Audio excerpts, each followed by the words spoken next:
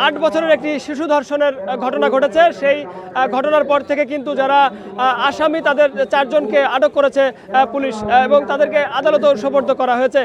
আমরা যেটি জানতে পেরেছি যে সেই ধর্ষকদের বিচারের দাবিতে কিন্তু সকাল থেকেই বিক্ষুব্ধ জনতা এবং শিক্ষার্থীরা কিন্তু মাগুরার এই চিফ জুডিশিয়াল আদালত প্রাঙ্গণে কিন্তু তারা বিক্ষোভ করছেন।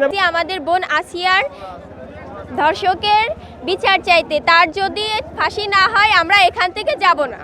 তাদের 24 ঘন্টার ভিতরে তার বিচার চাই আমরা। এবং তারা এখান থেকে দাবি জানাচ্ছেন যে যারা এই ধর্ষণের সঙ্গে জড়িত তাদেরকে অতি দ্রুত সময় আইনের আওতায় এনে তাদেরকে কিন্তু বিচার সম্পন্ন করতে হবে।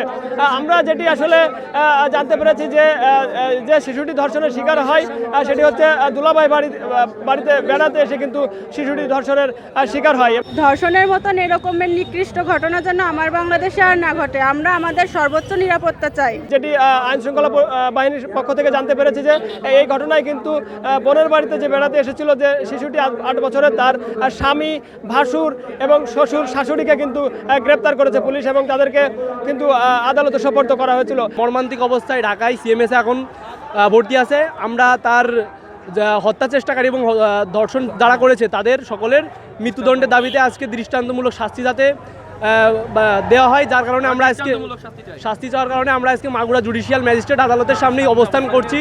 আজ পুলিশের পক্ষ থেকে শুনানি ছিল, যার কারণে কিন্তু আদালত প্রাঙ্গণের সামনে অবস্থান নিয়েছে বিক্ষুব্ধ জনতা।